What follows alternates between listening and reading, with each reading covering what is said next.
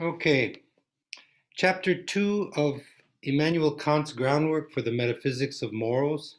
I decided the best way to go about this and get close to the text would be to summarize each section. So, chapter 2, which is the most substantial part of the groundwork of Kant's Groundwork for the Metaphysics of Morals, it goes from section 17 to section 38. Okay? And I'm going to try to say in as brief way as possible the gist, the summary of each section. We call this a précis or a summary. And I'll bring out certain themes. So in section 17, the first thing I would look at if I were reading this, when I did read it, is the title of each section. Some of these titles Kant himself gave, and some of the titles were given by the editors. But Kant gave this one, the need for an a priori method of ethics. We talked about a priori, A and then priori. What that means is before experience. So Kant's insisting that we develop our moral principles on the basis of a pure analysis of concepts. So what he does is start with morality. There is such a thing as the goodwill in this world sometimes, very rarely we see it. So he starts with the goodwill, and there is moral action in this world. And he goes from there in chapter 1 and shows and tries to move to the philosophical. And then in chapter 2, he starts with the philosophical and moves to what he calls a critique of practical reason. And then in chapter 3, he develops this critique of practical reason. So in chapter 2, section 16, he returns to this issue again about the need for an a priori method in ethics, or he's using the word morality and moral philosophy and ethics synonymously. And the reason he wants to insist on an a priori method is that that's the only way we can have an imperative, that is, a command, moral commandments that legislate universally. If not, they legislate only for the individual with their particular idiosyncrasies. So the first section of chapter 2, section 17, he returns once again to his insistence on that the only legitimate approach to ethics has to do with an a priori method, a non-empirical method that simply analyzes concepts, start with a concept and then asking what is the condition for the possibility of that. Okay? So here he offers his arguments for this, in additional arguments. If we approach ethics empirically, he argues, and attempt to derive our supreme principle of morality empirically, that is, from the observation of experience, it is impossible to know whether such examples are examples of persons acting in conformity with duty to the moral law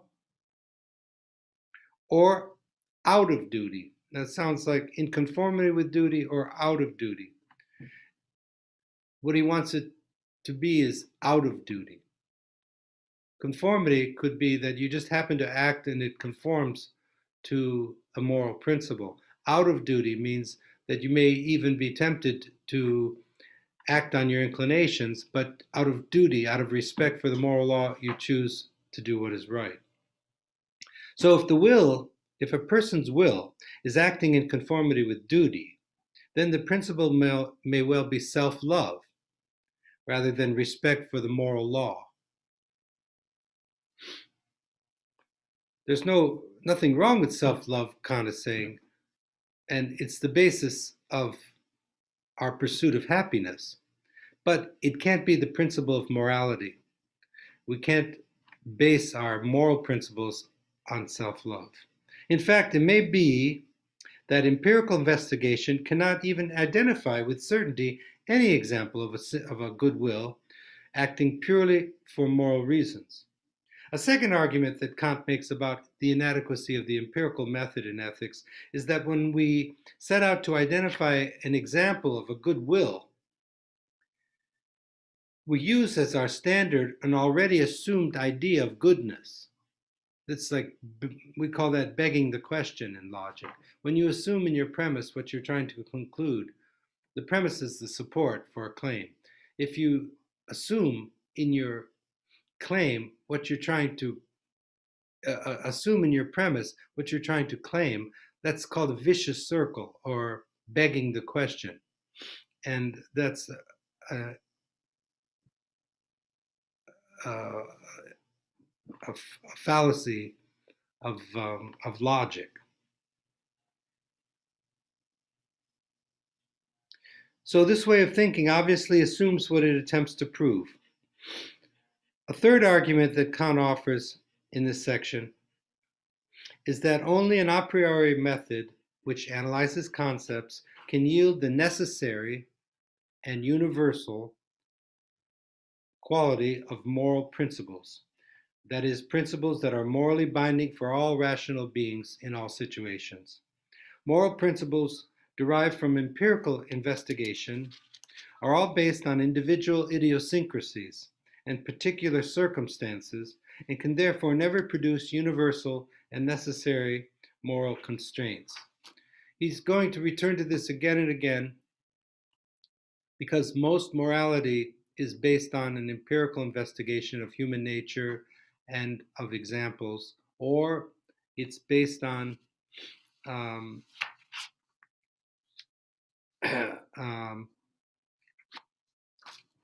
arguments based on the pursuit of happiness, which is not rooted in morality for Kant. It's rooted in prudence, and he's not against happiness. In fact, he has a very full development of human happiness. And as you know from studying other moral philosophies like Aristotle and so on, and there are others, they place well-being or happiness as the final purpose of human life and they base their whole morality around that. Kant is going to level some very strong arguments against that, and he'll return to that again and again. All right, so that's section 17. 18 is called Moral Principles Are Not Derived from Examples. So why shouldn't we just go around finding examples of goodwill, even the Bible and the New Testament, examples of the way Jesus treated others? Why can't that be the basis for our morality? So section 18 is a continuation from 17. Kant focuses on why moral principles cannot be derived from common characteristics drawn from examples of actions that appear to be guided by the goodwill. This is a continuation because if we look at examples, we're still moving within the empirical method. So if we give careful thought to this section, we're able to appreciate how challenging Kant's position is to most devout Christians. As we know, the New Testament provides a description of the supreme example of someone who possesses a good will, Jesus, right? So many Christians approach morality by acknowledging Jesus as someone who alone possesses a holy will insofar as he is one with the Father, and they try as best they can to follow his example. And Kant's not against that. In fact, Kant wrote a whole book. I used it once years ago in teaching philosophy of religion. It's called Religion Within the Bounds of Pure Reason Alone. And he goes through all these stories from the Bible about Jesus and draws the moral principles. For Kant, the Bible is all about morality. So he's not against using the Bible to give us moral intimations. He's just against coming up with a moral principle based on examples, because when we choose the example, we're already assuming a moral principle in order to judge whether the example is moral or not. So again, we're caught up in that vicious circle, that begging the question. So the problem with this approach then, and with any approach to derive moral principles from examples, is that in order to assess such examples as morally good, in order to make a judgment of this example, of something that's morally good, we need a concept of the morally good beforehand to use as the model to make the judgment. Here we find ourselves again in this untenable, vicious circle. It's called begging the question. So imitation of examples can encourage us to act morally, but they have no place in developing the basis, the principles of moral philosophy, which sets out to discover and to establish the supreme principle of morality that we can use as a model to judge the moral worth of actions.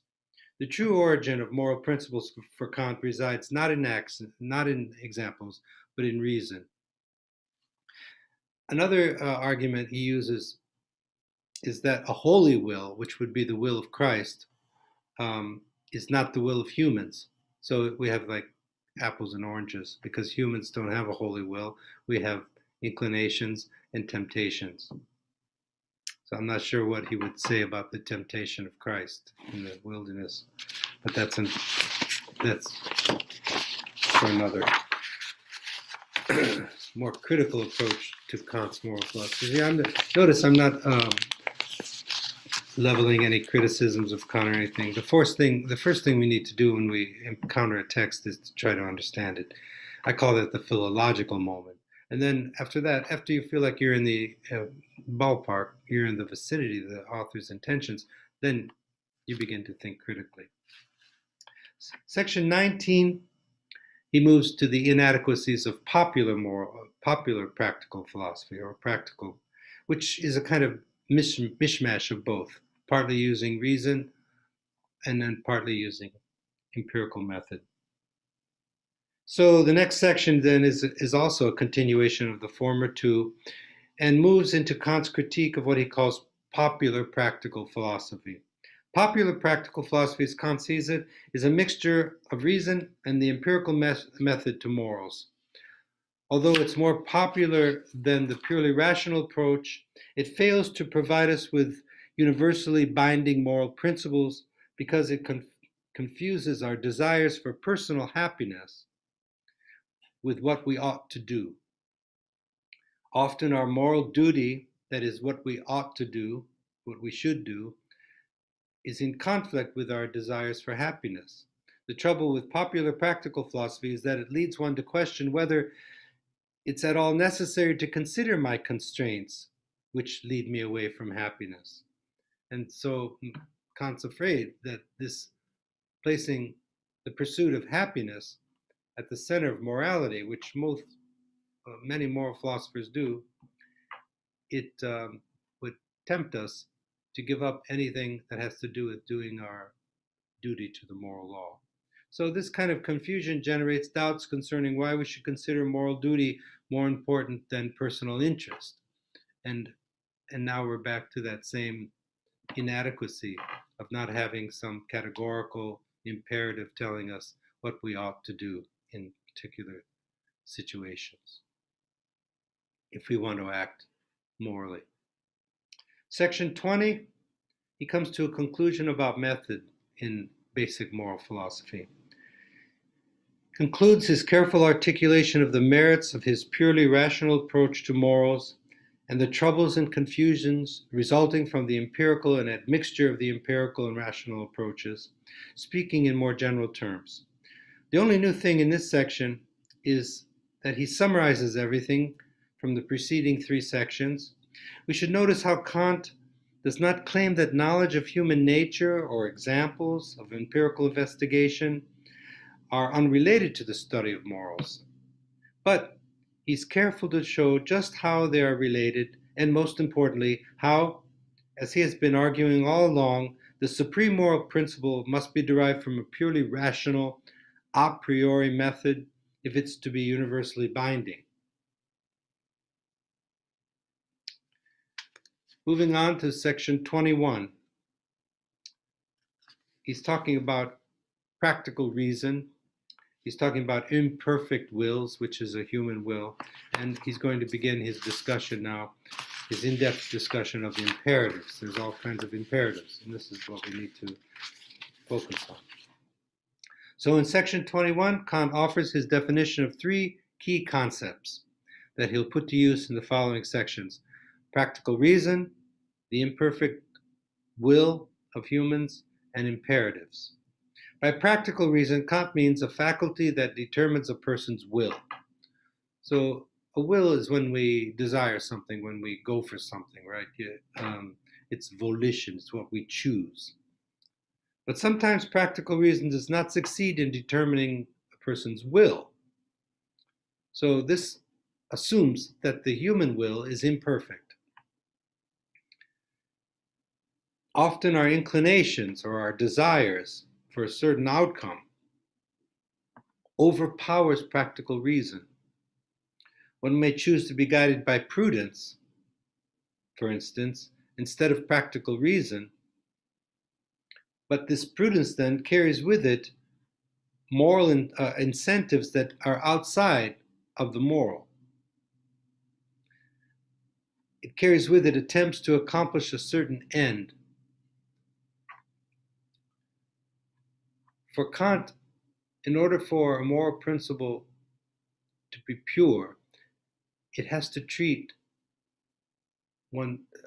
a person needs to treat oneself and others as ends in themselves. A lot more to be said on that. So if you're treating yourself or anyone as merely a means, it's okay that their means end as an end, but never merely as a means. So the problem with the imperfect will is that it sometimes puts inclinations and desires to accomplish an end before treating oneself or treating others as an end. So we begin to treat each other and ourselves as means, even a means for happiness. So Kant parts company with that approach. So since human wills are imperfect, the determination of the imperfect will is called a commandment by reason. And when this commandment of reason is formulated in terms of typical cases, so separate this from the commandments from the Bible. He's just talking about commandment of reason that constrains our will. And if we choose to act morally, then we choose to act out of duty for the moral law, respect for the moral law. And so that's called an imperative. Imperatives are formulations of objective, rational principles that serve to constrain imperfect wills towards choosing what is morally good. So the imperative is what we're looking for. So in section 22, he continues with his discussion of imperatives. In section 22, Kant develops the idea of imperatives and he distinguishes two types. This is going to be important because only one is going to be the categorical imperative, and that's going to be the supreme principle of morality. An imperative constrains our will. It pushes us a certain direction. It tells us what we should do or should not do, using the word should in a moral sense, what we ought and ought not to do. If we wish to act morally right, if we wish to do the right thing, as people say. This constraint is intended not merely for a single individual facing certain circumstances, an individual with particular idiosyncrasies and subjective qualities, that is, an individual, but it's binding for all individuals in all typical situations. So imperatives, moreover, are not motivations to do what is pleasant for certain persons in certain situations, nor are they obligations constraining a holy will, because a holy will, like the will of Christ, needs no constraining. It's a perfectly good will. For such a will is necessarily in perfect accord with the morally good. Kant maintains that all imperatives command either, now this is important, hypothetically or categorically. So really get this idea down because he's going to return to it, and it's going to part company. It's going to show how he parts company with most moral philosophies and what makes Kant and unique. So the hypothetical imperative, and then there's the categorical imperative. Two types of imperatives. Hypothetical imperatives are if-then imperatives. Like in logic, the hypothetical is if P then Q. So hypothetical means if P, if whatever, then something follows. These are if-then imperatives. If I do this, if I choose this course of action, or choose not to do this, I will accomplish that. If this, then that. So remember that. So hypothetical imperatives are imperatives that provide certain means that will most probably accomplish certain ends. Like when Aristotle was talking about phronesis, it was this excellence in deliberation. Kant would call that, he's trying, the phronimos, the person who possesses practical wisdom for Aristotle, is excellent in deliberating and finding the hypothetical imperative that will bring about a particular end. A categorical imperative, on the other hand, provides a particular action or non-action as objectively necessary without regard to any end, without regard to any purpose. So when we act morally, we just do the right thing and we're not thinking about what's going to be best for us. Okay? We think what's best, period. Not even best for the person we're acting towards, but treating that person as an end unto himself, not as a means that will bring about some desired outcome for that person. Okay? That last point is a little bit subtle. How can we treat people as ends in themselves if we're not trying to find what will bring about their well-being? But Kant makes a distinction there. But for now, let's just be clear on these two types of imperatives, and then we'll see how they work in morality. The hypothetical imperative and the categorical. So the categorical imperative, as I just said, is a particular action. It provides a law for a particular action or non-action as objectively necessary without regard to any end or purpose, either for yourself or for the situation or for persons, whomever. One could say with hypothetical imperatives, the end justifies the means.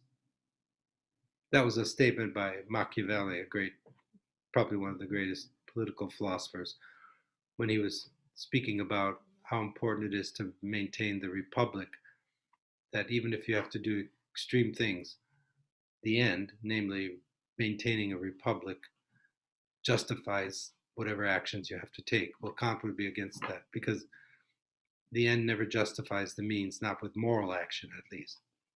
So with hypothetical imperatives, the end justifies the means. While with the categorical imperative, the action is the end. Okay? The action is the end. The person is being treated as an end. Categorical imperatives constrain actions independently of whether the action will or will not accomplish a certain end or result. The word end here means result, purpose, accomplishment, goal, all those things. So categorical imperatives are constraints commanding the goodwill. In other words, if the action is good because it will probably bring about a certain result, then it's a hypothetical imperative, even if it brings about the well-being of someone. It's still hypothetical. If an action is good in itself, meritorious in itself, praiseworthy in itself, not because it accomplishes anything, then it's necessarily binding for every rational being. That will is constrained by a categorical imperative, Kant claims.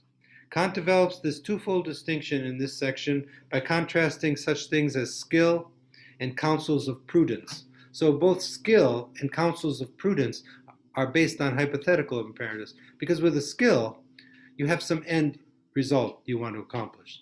That result, by the way, you may want to remember this when you're trying to develop any skill. Think about the end result. What do you want? Then take only those steps that will bring about that result.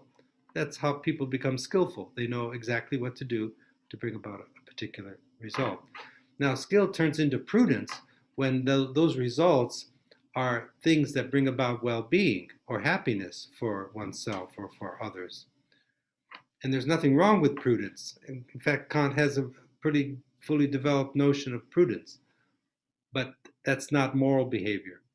And that's where he parts company with such authors as Aristotle. Aristotle never spoke of hypothetical versus categorical imperatives, but Kant would say that his final purpose of human life, the supreme principle of morality that he works around, is a hypothetical imperative and therefore cannot be the basis for morality. Okay, 23. How are hypothetical imperatives possible? In order to argue that only categorical imperatives are moral imperatives, in the next two sections, Kant adumbrates the difference between hypothetical and categorical imperatives by asking how each are possible. That's very Kantian. What is the condition for the possibility of something? His analytical method. Hypothetical imperatives assume two fundamental forms, as we've already seen. They're either skills to accomplish certain ends, or they're counsels of prudence for realizing well-being. The first form, namely skill, is possible by simply analyzing the means and structure of the skill. If we wish to accomplish a certain end, say lower my blood pressure, I must do what is necessary to accomplish that. That is, reduce sodium in my diet, increase exercise, drink more water, whatever those things are. And that will bring about that end. So it's true of any skill. The end result of skill may be good or bad, though. For a general of the Nazi party may be skilled in battle tactics, but accomplish the occupation by accomplishing the occupation of Poland. I just came up with an example here. It's obviously not a morally good end, right? One could be skillful and be evil. The other form of hypothetical imperatives is pragmatic, that is prudence. Prudence prescribes synthetically the steps one needs to take to attain whatever concepts of happiness or well-being one happens to possess. Kant was the first moral theorist to relegate the age-old idea that ethics is geared solely toward the attainment of well-being, or what the ancient Greeks called eudaimonia, and he calls those hypothetical imperatives. And hence, he removes the search for happiness or well-being from the realm of ethics and morals altogether. See, that's a radical move on Kant's part. Kant agrees that everybody wants to be happy, but he also claims that each has his own notion of what happiness or well-being is. Therefore, there's no principle that can categorically decide with complete certainty what would make a particular person happy. Generating such a principle would require omniscience. We'd have to know everything, know everybody out there, the conditions that would bring about happiness for everyone. And that's not something universal, but particular to each person. To be sure, there can be an effective empirical counsel as to what will aid in making a person happy. Proper diet, being polite, he mentions, being reserved, and so on. Those are the things he mentions. These are all things that contribute to the well-being of an average person. But strictly speaking, the imperatives of prudence do not command at all because they cannot exhibit actions objectively as practically necessary in bringing about well-being. It follows that all so-called moral philosophies, hitherto, that are based on attaining well-being are in fact only pieces of advice or counsel rather than commandments of reason. And again, he's not saying there's anything wrong with that. I mean, my wife is a counselor. That's what she's doing daily. She's doing it now as I'm here in her office, counseling people and helping them to find their way towards making a happier life for themselves and who's ever close to them. Nothing wrong with that. It's just not the basis of morality for Kant. So he concludes that the problem of determining with certainty and universally what action will promote the ideal well-being or perfect happiness, as we find in the ancient Greeks or in utilitarian philosophers, is completely insoluble and cannot be a part of moral philosophy properly so called. And then he moves on, section 24, how are categorical imperatives possible? So, section 24 to the end of chapter 2, from here to the end, this constitutes the most positive and most substantial themes of Kant's thinking about the supreme moral principle in this book, namely the categorical imperative. In these final 19 sections of chapter 2, Kant will describe his famous categorical imperative from various perspectives. He'll offer a description of the various forms, and he'll provide examples of each form. That's the gist. So he's going to talk about his categorical imperative. It's going to have these different forms. He's going to give examples of these. In section 24, Kant really doesn't answer the question concerning the possibility of the categorical imperative, but rather underscores the supreme importance of the question for morals and outlines his approach to deriving it. Unlike hypothetical imperatives, categorical imperatives are practical propositions in which the willing of a certain course of action or non-action is not derived analytically from some already presumed result. Rather, with categorical imperatives, the willing of the action is connected directly to the will itself. It follows that categorical imperatives alone are practical moral laws. Actions that are necessary only to achieve some purpose may be abandoned so we can escape following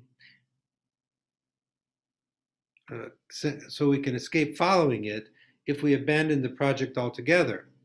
But with the unconditional commandments of the categorical imperatives, we're not able to act morally while not following the moral law. He makes a subtle distinction there. With the hypothetical imperative, you can abandon the end and then be completely free of it, but that's not going to happen with categorical. Section 25, the universal law formulation of the categorical imperative and its derivation. Now this is important. He's going to say what the categorical imperative is. He's going to give the first formulation of it. But let's be clear. When Kant speaks about hypothetical imperatives in the singular, and then again of hypothetical imperatives in the plural, there's two different ways of thinking about both the hypothetical and categorical imperatives. One way to do it would be to capitalize the H of hypothetical imperatives and the I of imperatives in that phrase, hypothetical imperatives. And that would mean that universal, that it's a hypothetical imperative. He's speaking of all hypothetical imperatives. So you can capitalize the H and the I. Same thing with categorical imperatives. You can capitalize the C and the I when he speaks of the categorical imperative. That's going to be this universal formulation, or maybe one of the other universal formulations that he.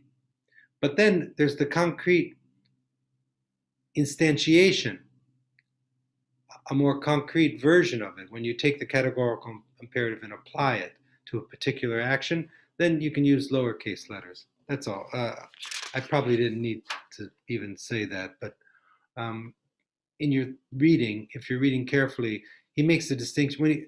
You have to know in context when he's speaking of the categorical imperative in its universal forms, when he has like 4 or 5 different forms of it, and then when you go to apply it in terms of an example, then it's still a categorical imperative, but it's a particular instance of that. So I just use lowercase letters for that. But the main point of section 25 is Kant's first positive formulation of the supreme principle of morality, which he calls the categorical imperative in its universal law formulation. Okay? And you could recall that he said that in section 13 of chapter 1, but he presented it, he gave his categorical imperative in a negative, sort of beforehand, before he's developed all the concepts that he needs to develop it more fully, but he said it in a negative way. That's in section 13. Now he's going to say it in a more positive way. And it's this: I ought never to act in such a way that I could not also will that my maxim should become a universal law. That was the way he did it in section 13. Now he's going to formulate it, section 13 of chapter 1. In this chapter 2, section 25 of chapter 2, he says it in a positive way now. Act only on the maxim by which you can at the same time will that it should become a universal law. That's worth memorizing. Act only on the basis of the maxim that you can at the same time will that it should become a universal law. So you need to know what a maxim is. And that's why it's important maybe to read the footnote there, but I'll tell you now.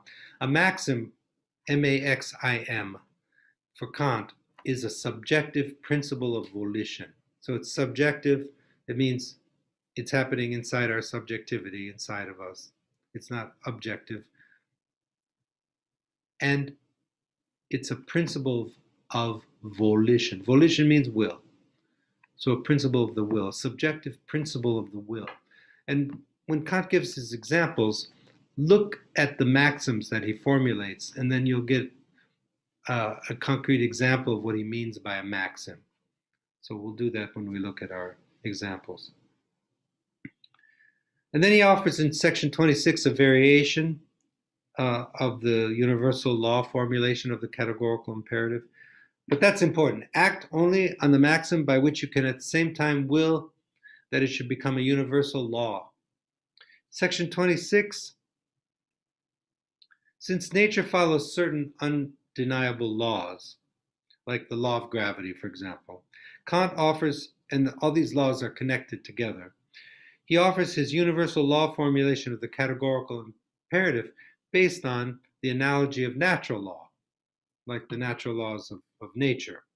And so he just adds the word nature there. In other words, when we're universalizing our maxim to see if it can be made into a universal law, that's the big test of the hypothetical, of the categorical imperative. We'll talk about that.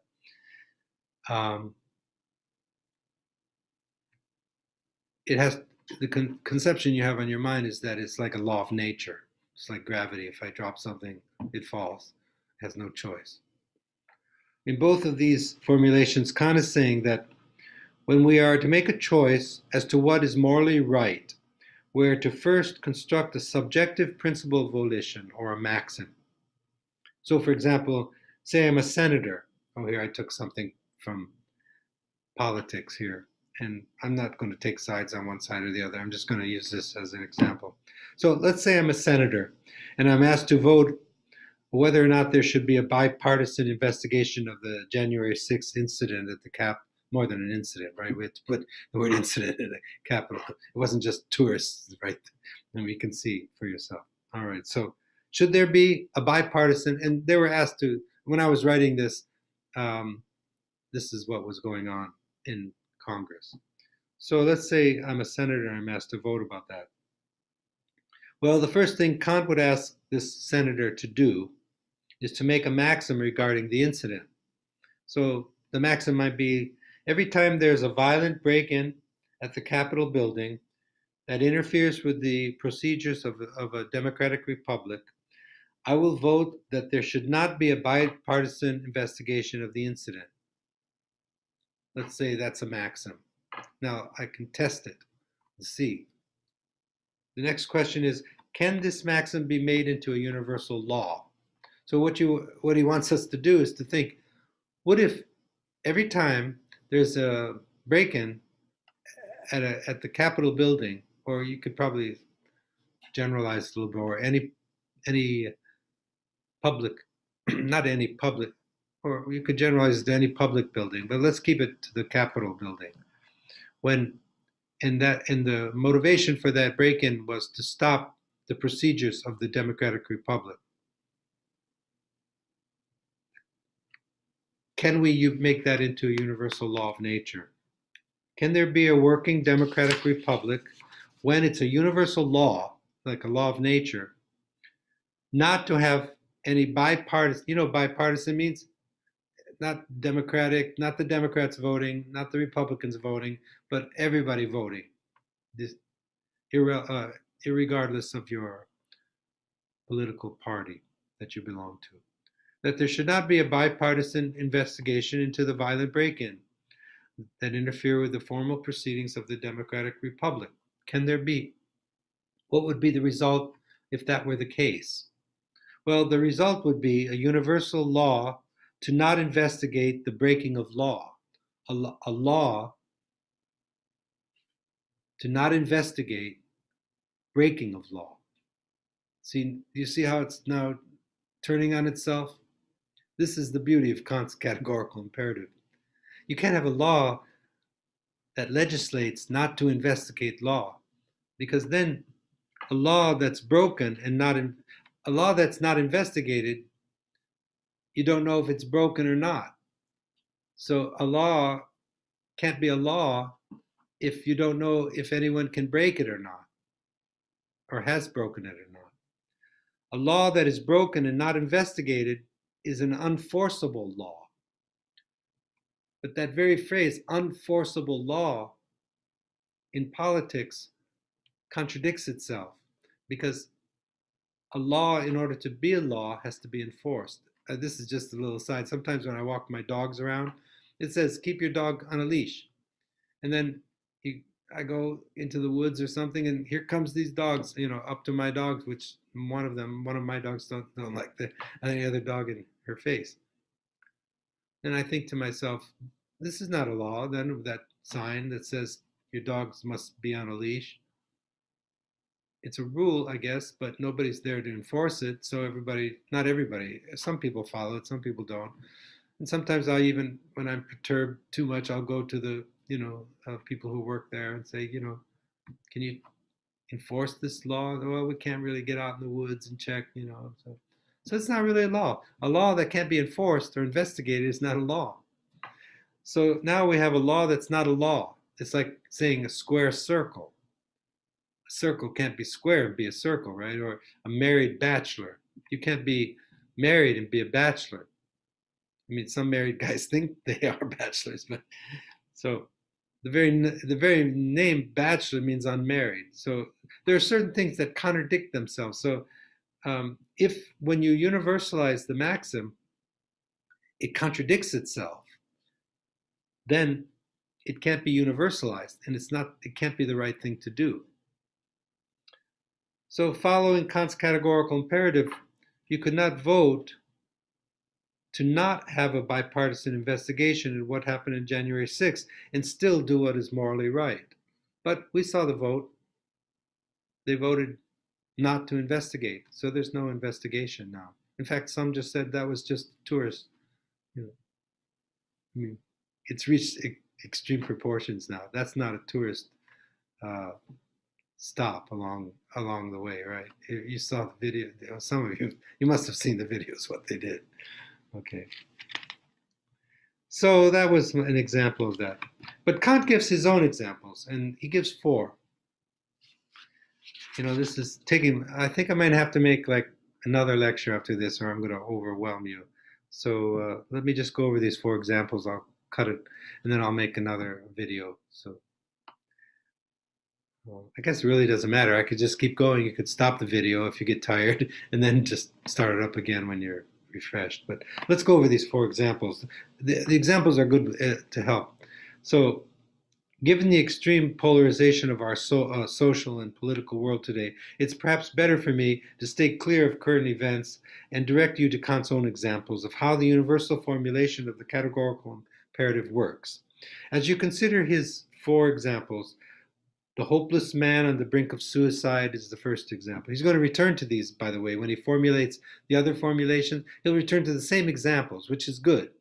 And that way you can see how he's working. But pay attention to how he's formulating the maxim, because that's the slippery part of this whole process. So you see how it all works. You're at a moral dilemma. You're at the crossroads, as they say. You have to choose now. And you want to do what's right. Okay. And so Kant is saying the first thing to do is make a maxim. a subjective principle of volition, and then see if you can universalize it without it contradicting itself in any way. So the four examples are the hopeless man on the brink of suicide, the destitute man in need of money for himself, for his family. The third one is the talented man who loves pleasure more than developing his own talents. And the fourth one is a selfish person, a rich person who decides just to take care of, to hoard the money for himself and his family, and who cares about anyone else? So pay attention to how Kant formulates the maxim in each case. Let's do that together. So that's what he does in section 28.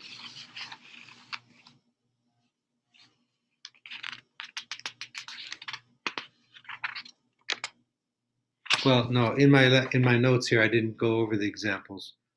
I'll let you do that yourself. These four examples, you see, the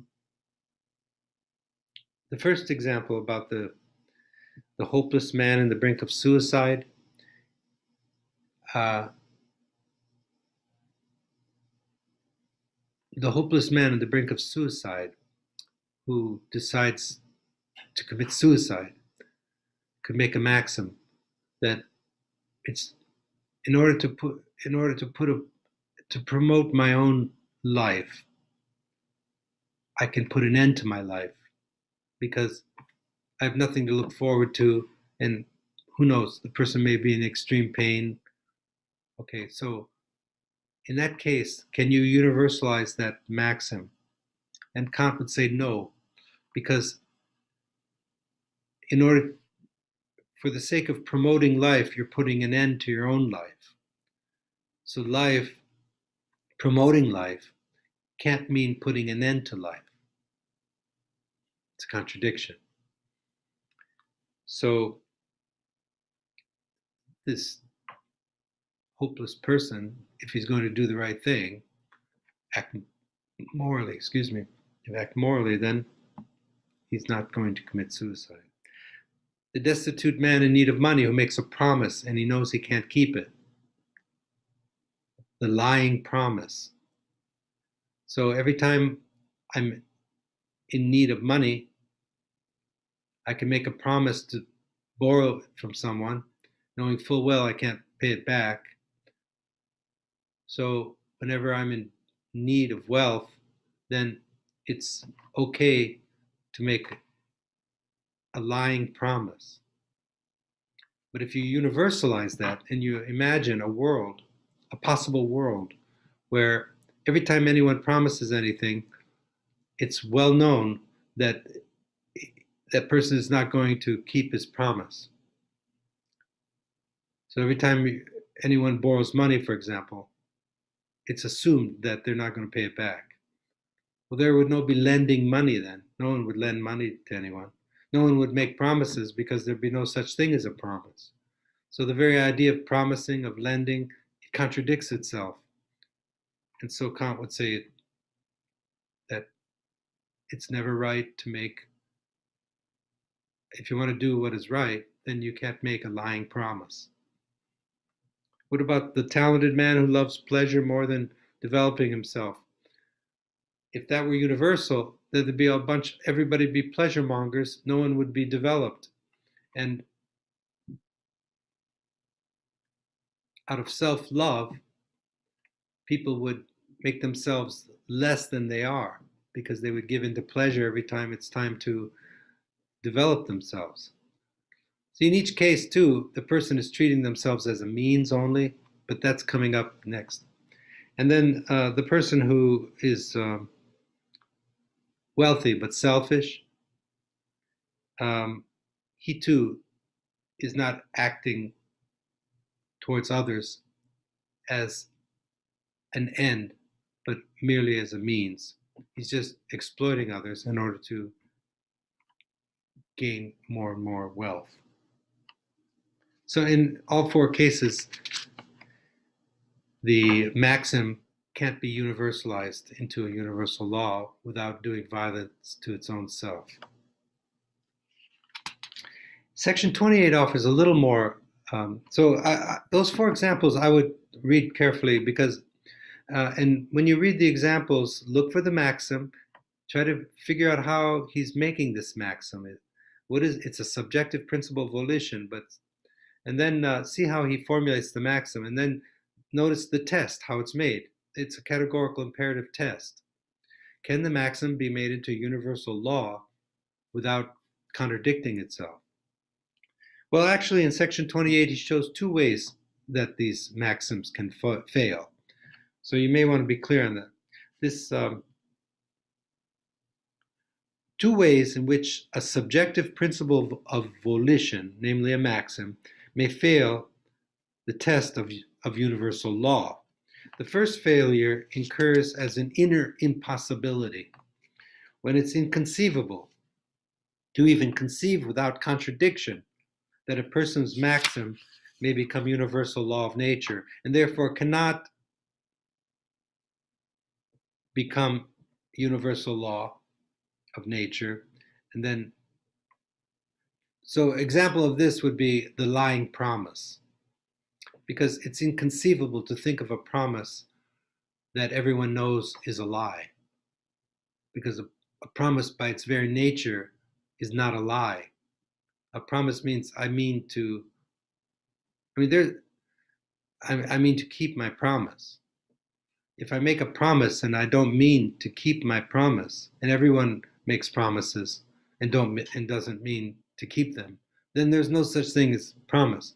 So it's inconceivable to even think of a lying promise. That's one approach, one way that maxims fail. Another way they fail is they hold contradiction. And I read this over and over again. They're very close. If the inconceivable and then the ones that possess a contradiction.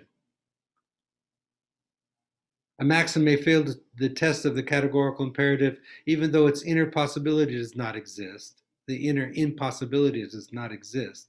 You could conceive of such a thing, but it contradicts itself. Probably my example of the, in the second case, the maxim fails because even though it can be conceived, what is conceived contradicts itself as soon as it's raised to become universal law. It's impossible to raise the maxim to universal law because such a will would contradict itself. The example of the senator at the crossroads of voting either for his political party, is what they did, most of them, or choosing morally then for what he or she believes to be ethically and morally right and good over and above party politics.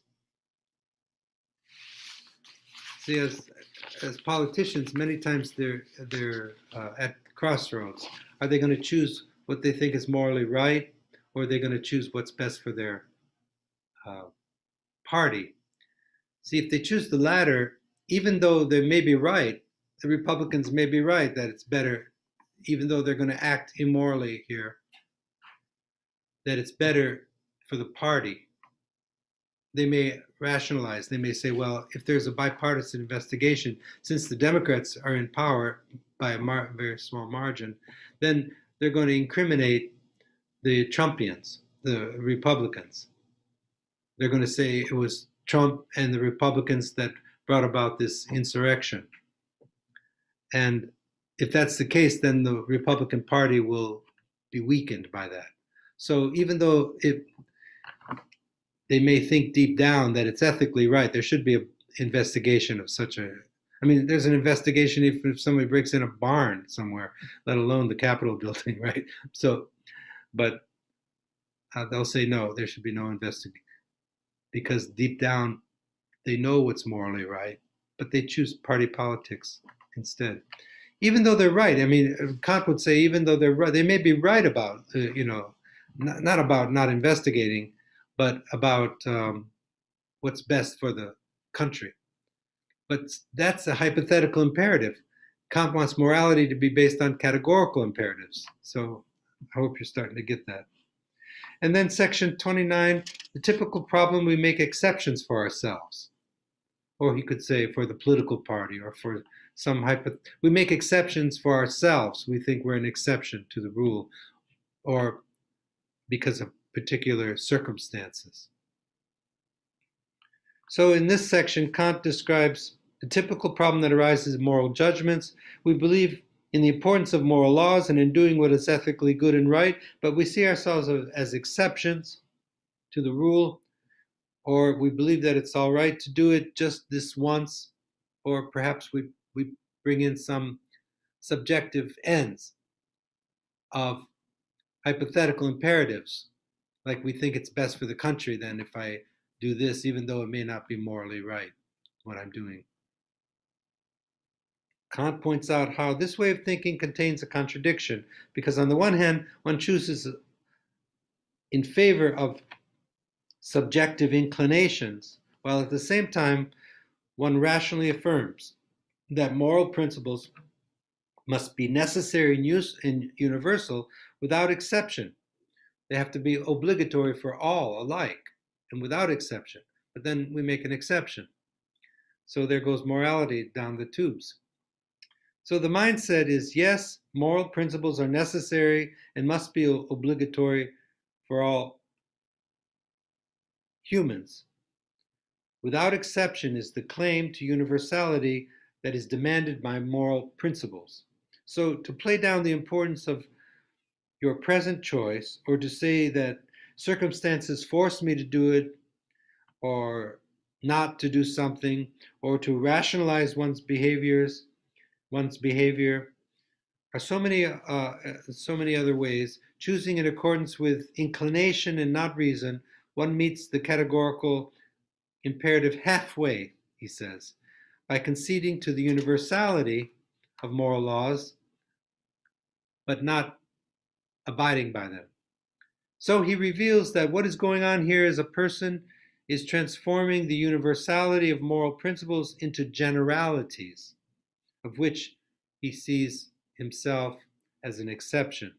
The good thing about this, though, he tries to end on a positive note, is that this person does observe a recognition of the universality of moral laws, even though he chooses to see himself as an exception to the moral law. I'm sure those men and women who voted not to investigate the break-in, the Capitol, in their private lives, when they're at home having dinner, or maybe even amongst themselves, they may say, yeah, we should have been voted to investigate. But if we do that, what will happen? Now he's moving into the hypothetical imperative. Yeah, the Democrats will get their way. They're going to say that it was the Republican extreme right that caused this insurrection, that the big lie is a lie, and we need to make the big lie not be a lie, and so we need to make an exception in this case, even though it's wrong to not have an investigation, a bipartisan investigation. It's not just the Democrats investigating; it was supposed to be bipartisan. So they rationalize. That word rationalize comes from Freud. It doesn't mean to give reason. It depends. Words take on meaning in context, right? So the word rationalize, when used psychologically, it means you make an exception. Like you begin to think, like what I was just saying there is a rationalization. If I say, well, I know it's probably best, morally right, to investigate this and find out exactly what went on, what happened, and what was the cause, and what exactly happened.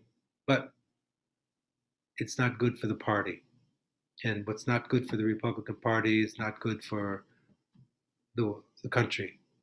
And so I'm going to act out of duty to the country rather than out of duty to the moral law. And so he slips into the hypothetical imperative. Now, you may be right or wrong. Maybe it's even better that they don't have a bipartisan. But that wasn't the right thing to do, Kant would say.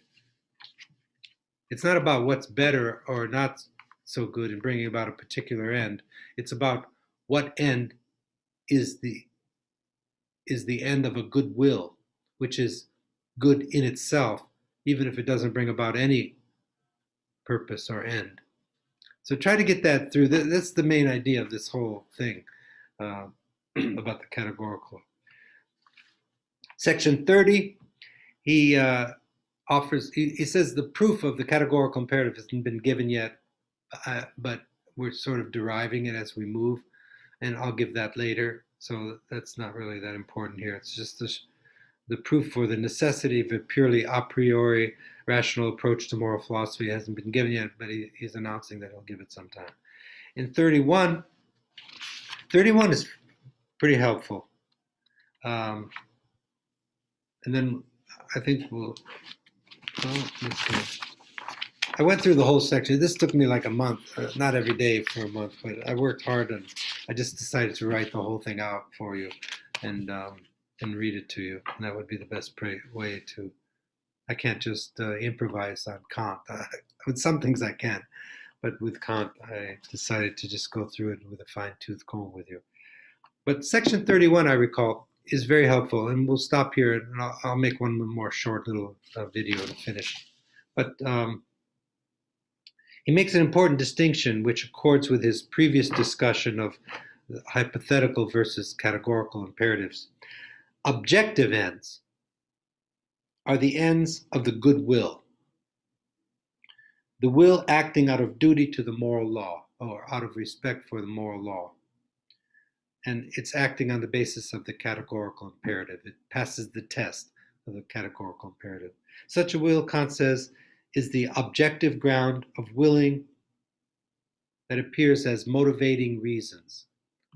So when we're deliberating, there are particular reasons for acting a certain way, and these reasons are coming out of our feeling out of duty for the moral law.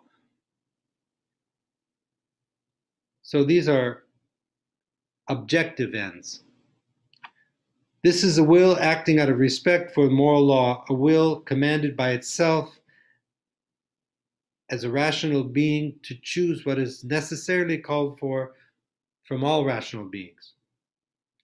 The good will of such action is meritorious, not because it serves as a means to accomplish anything, but rather is good in itself. That's the key idea. The activity is the end. Relative ends, on the other hand, are driven by subjective ends, and he calls them driving springs. I think he has in mind their inclinations or whatever's tempting us otherwise. And they're good because they serve to accomplish something else. Such ends are not purely formal like the end of the categorical imperative, but material in the sense that they're rooted in the idiosyncrasies and differences in particular individuals. So just remember, objective ends go with moral principle, the categorical imperative, that the end is the action, is the choice itself. But relative ends are subjective, and they're good not because they're good in themselves, but they're good because they accomplish some purpose. So this is why Kant calls these subjective ends driving springs. Is no doubt connected to his idea of inclination, instinct, desire, all being the driving force to make these hypothetical choices. So this section contains a powerful expression of Kant's point that the good will is the foundation of his moral philosophy, since it alone is something whose existence is in itself of absolute worth. This end in itself, he says, is the ground of definite moral laws.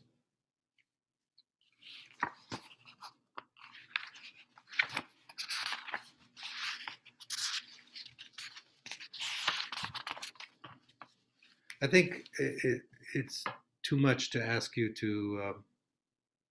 Well, actually, I'm sort of deciding as I go. I'm going to finish this actually now, and when you watch this, just take a pause if it gets tedious. I know it's tedious. What I would do if I had this, if I were a student going through this remotely, I would have my book and read a section and then watch it, or just watch the whole video or watch part of it, and then go back and make sure you get the gist of each section. So let's go through the whole thing, and you can stop the video whenever you want, actually, if you get tired. So let's go to section 32. Now, here's another formulation of the categorical imperative. In section 32, he develops another formulation of the categorical imperative. Since all rational beings are ends in themselves, and not merely a means for attaining any kind of relative end.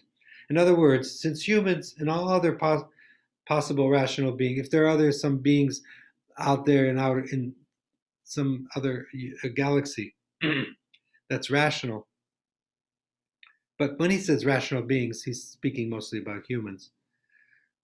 These beings are worthy not only because they can be useful as a means to some relative end, but they exist as ends in themselves. So, since rational nature exists as an end in itself, Kant formulates his categorical imperative as follows: act in such a way that you treat humanity, whether in your own person or others, so treat yourself even, or anyone else, always at the same time as an end and never merely as a means. So that's okay if you treat somebody as a means. Just now, before I made this, the postman came, he had a box, and he was going to bring it to my...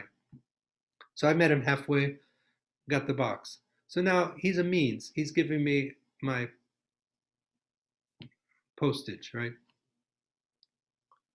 But at the same time, I said, how are you? How are you doing today? How's it going? It's hot, or whatever. Just make some comment. It's a small little thing, and it's not a big moral dilemma. And I didn't do it deliberately. It just happened naturally. To treat the person as an end in itself. If I would have just taken the box, thank you, or not even said thank you, just taken the box like he's a servant, then he's a means only. But that's a small little mundane example. The big examples are when they're big moral dilemmas that we have to make. But so the point is,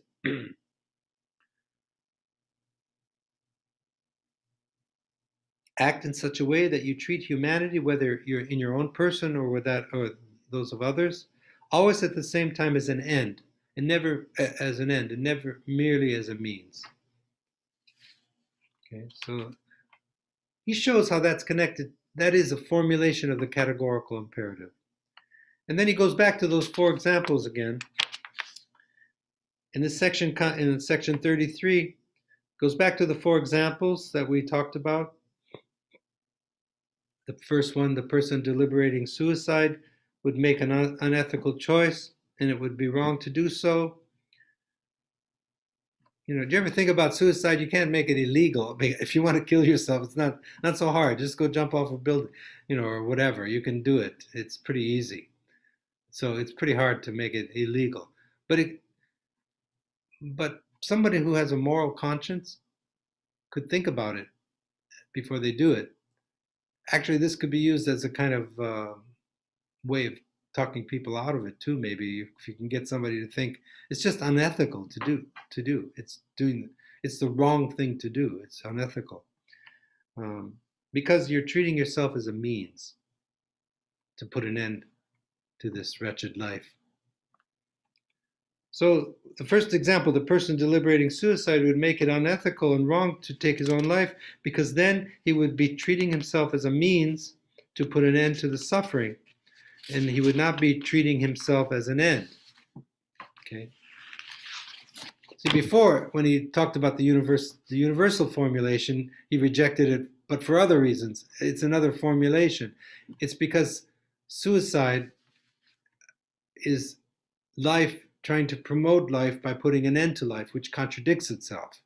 So with the universality, you want to look for contradictions. But with the end, just look for places where you're not treating yourself or others as ends, as meritorious or worthy unto themselves. The second example, the person deliberating about making a promise that he knows he can't keep, he'd be treating the person to whom he made the promise into a mere means and not also as an end. He's just using that person as a means to get the money. The third example of the lazy person who neglects his own self-development in favor of pleasures is also treating himself as a means and is not enhancing his being as a self-overcoming being. As humans, we're always engaged in self-overcoming, that is growth. We want to develop ourselves. So if we neglect that, then we're not treating ourselves as a end, as a self-overcoming end, but rather as a means to maximize our pleasure. So there's a kind of implicit critique of hedonism, the epic putting pleasure at the center of moral philosophy.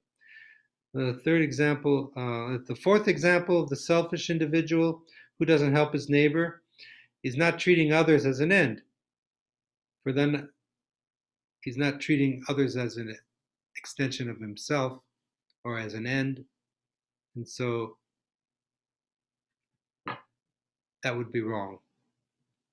Harmonizing with humanity as an end in itself compels me to treat others as I would like to be treated. So there's the golden rule, if you think about it. How's it go? Do unto others as you would have them do unto you. Kant is giving his philosophical basis for the legitimacy of the golden rule.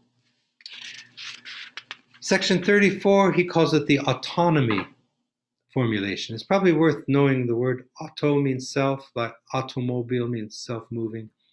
Auto is self. Onomy comes from law, nomos.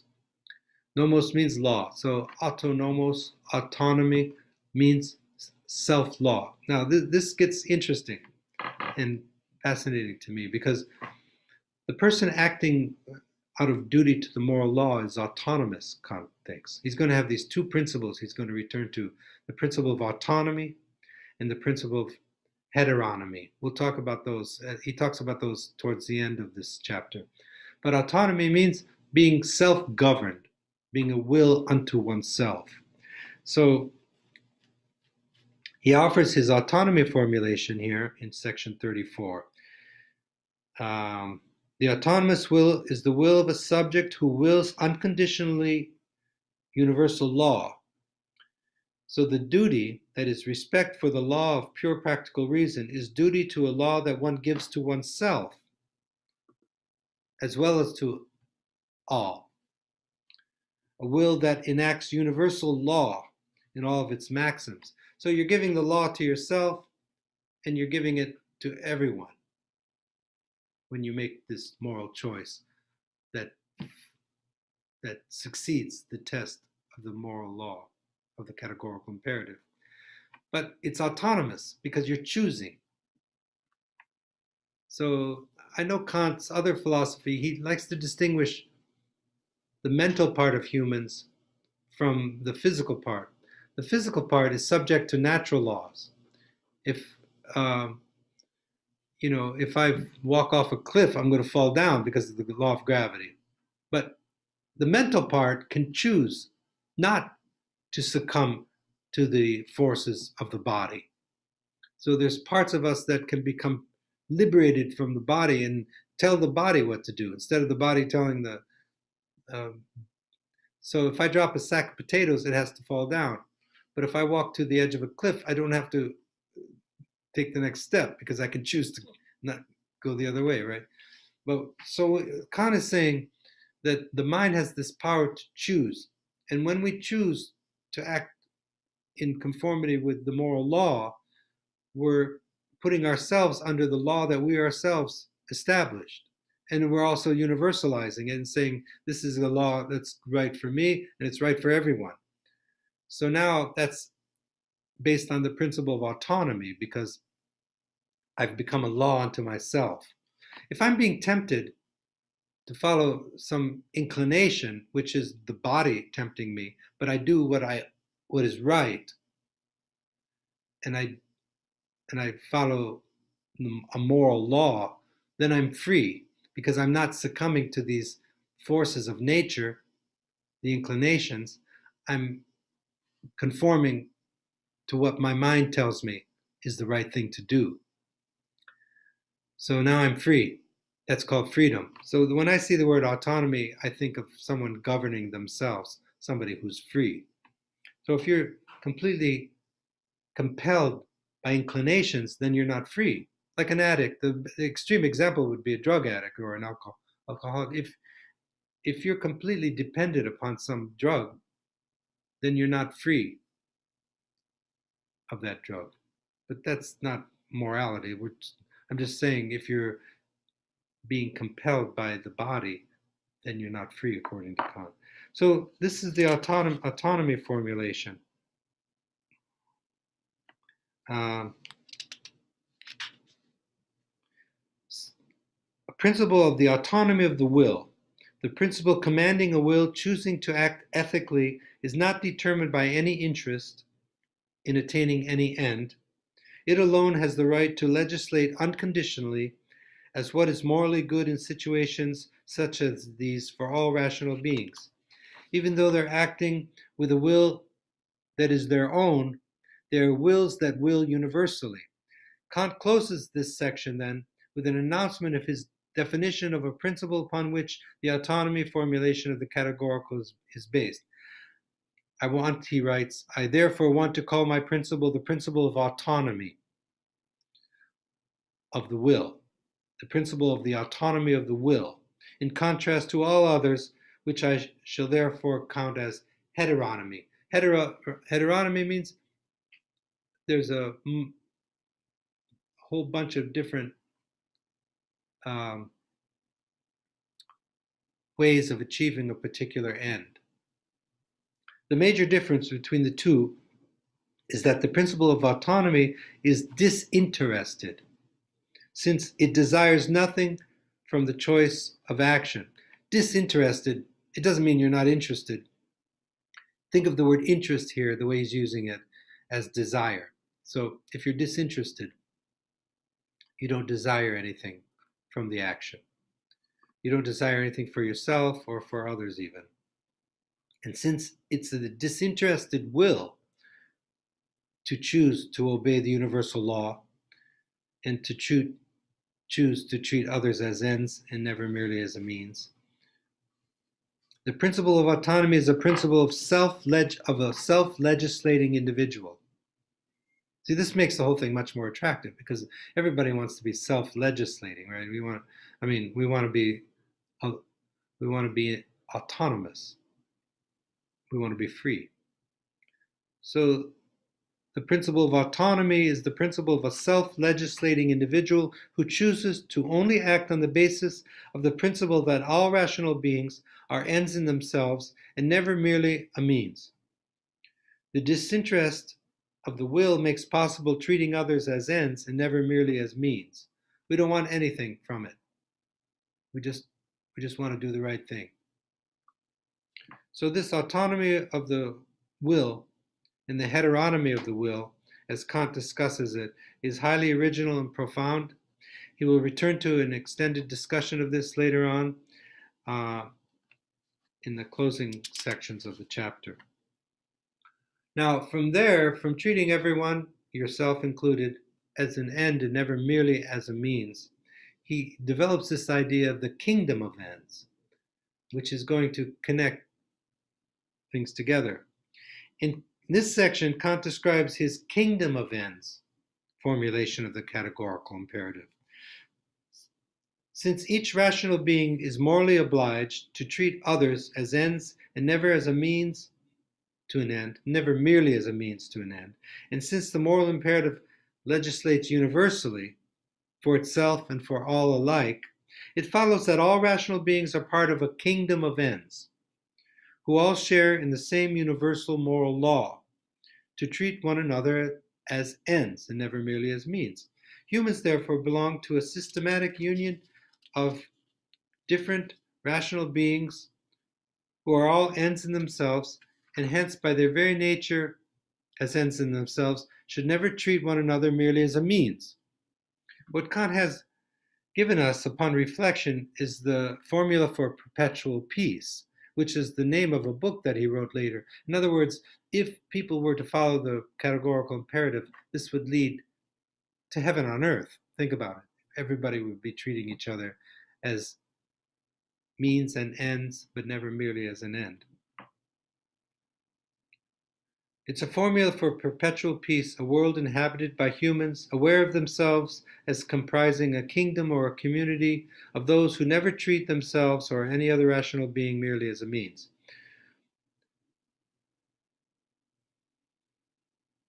So the desire for well-being and being able to act on the basis of the means given by the end, the skill or the prudence involved in attaining relative ends, is important for Kant in attaining what he calls perpetual happiness. But he also sets limits to moral action and freedom by showing the difference between acting skillfully or prudently on the one hand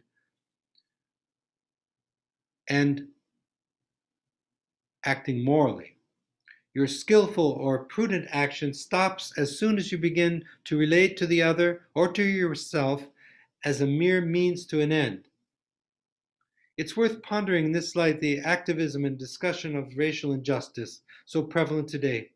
I wrote this little thing on Black Lives Matter, but the, the part that I found interesting, I'm going to skip that for now because I don't want to turn this into polemics. Well, let me just read to you what I have here. The slogan in the name of the movement, Black Lives Matter, for example, says just that in addition to all other lives, the lives of Negroes and descendants of Negroes also matter. The deeper and full meaning of that name, however, emerges as we hear it spoken and announced publicly where Black lives haven't mattered as ends in themselves, that don't matter as ends in themselves. And unless attention is paid to the situation and thoughtful changes occur, Black lives will not be treated as ends in themselves. So you can see how, what I liked about this formulation of the categorical imperative is that your freedom ends as soon as you start treating the other as a means only. When that happens, then it's unethical behavior. And so that's built into his categorical imperative. There's a limiting condition that's built into that would preserve the equality of all humans as ends unto themselves. So there would be no need for a movement called Black Lives Matter if the morality were, if people were to act morally. He makes a distinction in section 36 between dignity and price, which is, so in this section, Kant provides a definition of his notion of dignity and price. All things have either dignity or price. When something has a price, it means it can be replaced by something else of equal worth. So persons, on the other hand, only things can have a price. Persons, on the other hand, possess dignity because they alone are ends in themselves. Price is something we ascribe to things that are made for other ends, while dignity is a quality that belongs only to rational beings. This is an important distinction when I think back about my study of philosophy, there's certain things that remain in my memory and stay there that I think are valuable. Other things we forget and we don't use them or whatever. But this is one of those things. See, only things can have a price. So if we're treating somebody merely as a means, that means they can be replaced by somebody else. So that's unethical to treat anyone as merely a means and to put a price tag on that person. But dignity is connected to, what gives dignity is connected to beings that are not merely means for some end. So price is something we ascribe to things. If the price is about something that is related to human needs and inclinations, it has a market price.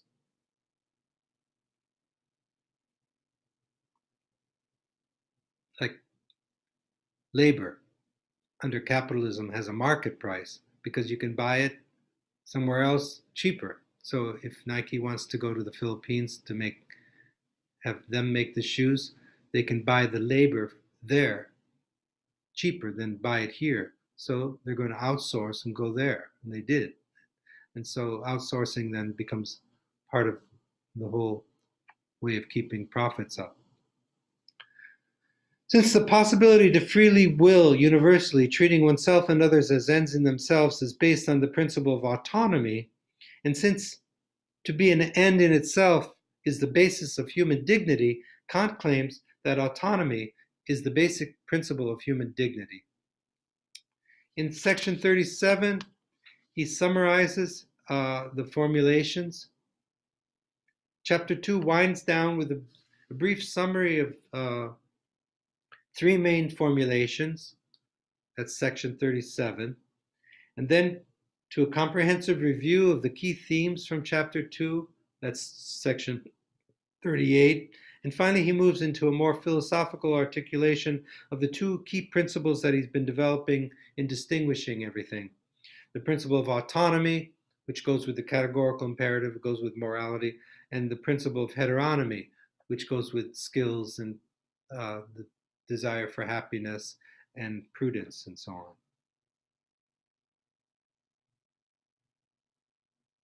In section 40, Kant returns to some problems that belong to previous rational principles of morality. Then he returns to the problem of using principles of heteronomy as the basis for morality. That's his big critique of morality, that most moralities are based on heteronomy.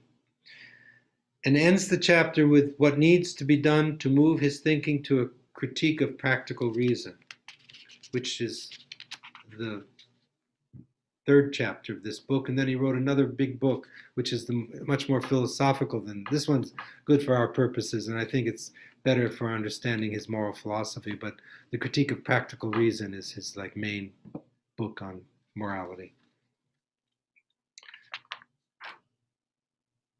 So for the sake of brevity, I'm going to comment only on section 37 and 38, but take the time to read the closing sections on your own. In section 37, Kant summarizes his three formulations categorical imperative in terms of form, matter, and complete determination. In terms of form, he says maxims must be chosen as if they're universal laws of nature. So remember that. This means that it's morally right to choose an act according to a maxim, a subjective principle of volition, seen as a universal law. In terms of matter, Kant says, since a rational being, as by its very nature is an end and thus an end in itself, must serve every maxim as a limiting condition, restricting the pursuit of merely relative and arbitrary ends. That's the phrase I was looking for. The limiting condition, restricting the pursuit of all merely relative and arbitrary ends. That I would use someday when I was speaking about any kind of legitimate, morally justifiable protest movements. All protests aren't bad, right? I mean, women couldn't even vote if there was over 100 years of protest, which is ridiculous, right? That a woman is not capable of voting, that's outrageous, right? And for so long. All right, so there would be no women voting if there was no protest. There needs to be protest, but it has to be legitimate. It has to be based on morally sound principles. But in the protest should be this idea that I gleaned from Kant. There's a limiting condition. What? That all people should be treated as ends unto themselves and never merely as a means. This is the limiting condition restricting the pursuit of all merely relative ends. So if I have a factory, somewhere, and I'm working children to blindness, making silk rugs somewhere, then it's unethical, right? Because I'm transgressing that limiting condition, restricting the pursuit of merely relevant end of making a profit. So he offers this.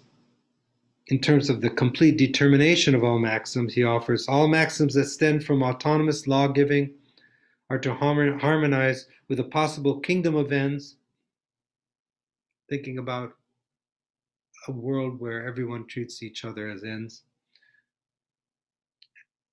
This means that moral choices that act in accordance with maxims that legislate universally for oneself and others, all maxims that accord with the principle of autonomy and harmonize with the kingdom of ends, are morally right. Section 38 is his comprehensive review of everything, and I'll just end with that and tell you, I'm trying to say things in a more simple way than Kant, and I'm trying to bring out the main gist of each section, and I hope I've done some of that. But nothing replaces actually reading the material. So section 38, what Kant does is returning to the first and most important point he made at the outset of chapter 2. He says the idea of a good will is the basis of everything. He's starting with the good will. It's the only thing that's good in itself. And now he defines the good will in terms of the categorical imperative. In fact, the categorical imperative, when a maxim meets the test of the categorical imperative, we should speak that way probably, when it succeeds in passing the test of the categorical imperative, then it's a description of the good will. The two belong together. A will is absolutely good if it cannot be evil, he writes. That is, if its maxim, when made into a universal law, can never conflict with itself. This principle, he says, is also the supreme law of the good will. Act always on the maxim whose universality as a law you can at the same time will. So he hasn't strayed very far from the goodwill. He's only been getting underneath it and saying, how can the goodwill be possible? And since the universality of laws is analogous to the configuration of the laws of nature, the supreme principle of morality can be formulated as act on the maxim, which at the same time can have as their object, making themselves universal laws of nature.